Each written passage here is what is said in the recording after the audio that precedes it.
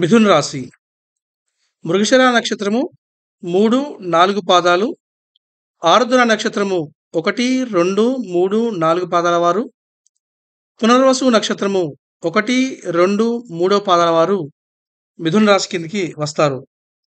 నక్షత్రాలు మీకు తెలియనట్లయితే మీ పేరులోని అక్షరం మొదటి అక్షరము ఈ కింది అక్షరాలతో ఉన్నట్లయితే మీరు మిథున రాశి నక్షత్రం యొక్క ఫలితాల్ని చూసుకోవచ్చు.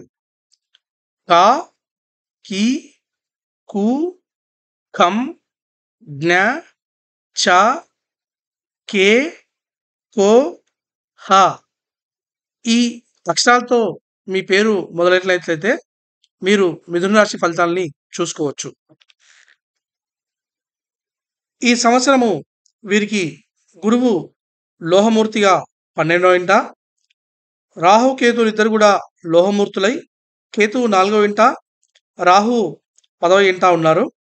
అలాగే శని సువర్ణమూర్తి అయి 9వ ఇంట ఉన్నాడు.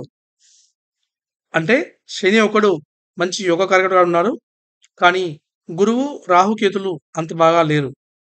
ఈ సంవత్సరం వీరికి ఆదాయం 5, వ్యయం 5, రాజపూజ్యం 3, అవమానం 6గా ఉన్నాయి.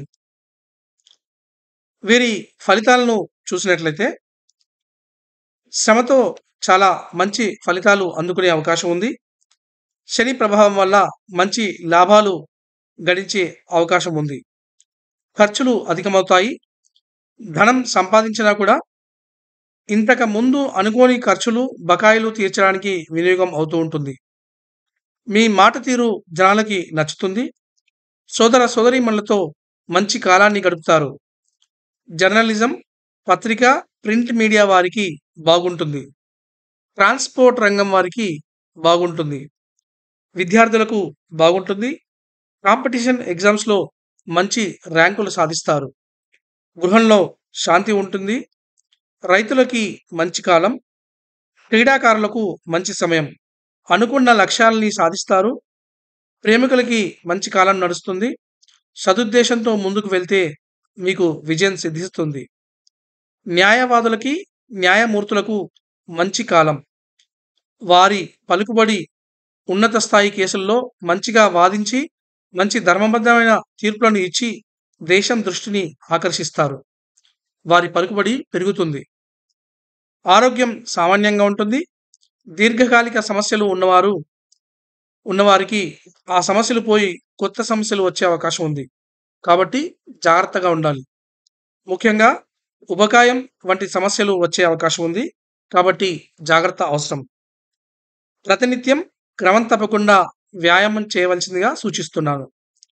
వైద్యులు, వైద్య రంగంలో ఉన్నవారు విశేష ప్రతిభని చూపుతారు. మీ పేరు ప్రఖ్యాతలు విస్తరిస్తాయి. దంపతులు పంతాలకు పోకుండా జాగ్రత్తగా ఉండాలి.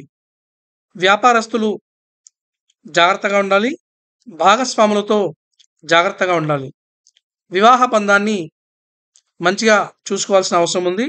అనవసర వివాదాల జోలికి వెళ్ళవద్దు. ఆధ్యాత్మిక అభివృద్ధి ఉంటుంది. శాస్త్రజ్ఞులు మంచి పరిశోధనలు చేస్తారు. ప్రజలకి ఉపయోగకరమైనవి కనుక్కుంటారు. అలాగే దైవ దర్శనం, తీర్థయాత్రలు చేస్తారు. ఉన్నత చదువులు, ఉద్యోగం కోసం చేసే విదేశీ యానాలు ఉపయోగిస్తాయి. అలాగే వీసాలు వస్తాయి. లాభదాయకంగా ఉంటాయి. మీకు అన్ని రంగాల్లో ఉన్న ఉద్యోగులకి మంచి కాలం, కానీ శ్రమను బట్టి విజయం ఉంటుంది. రాజకీయ నాయకులకి శ్రమతో కూడిన మంచి ఫలితాలు ఉంటాయి. వారి పేరు ప్రఖ్యాతలు పెరుగుతాయి. అనుకున్న పదవులు లభిస్తాయి. స్టాక్స్లో పెట్టుబడి పెట్టేటప్పుడు జాగ్రత్త అవసరం, కానీ లాభం ఉంటుంది. ఈ సంవత్సరం వీరు దుర్గామాత ఆరాధన మరియు దక్షిణామూర్తి ఆరాధన చేస్తే మీకు మంచి జరుగుతుంది. ఈ వీడియో మీకు నచ్చినట్లయితే లైక్ చేయండి, కామెంట్ చేయండి, షేర్ చేయండి.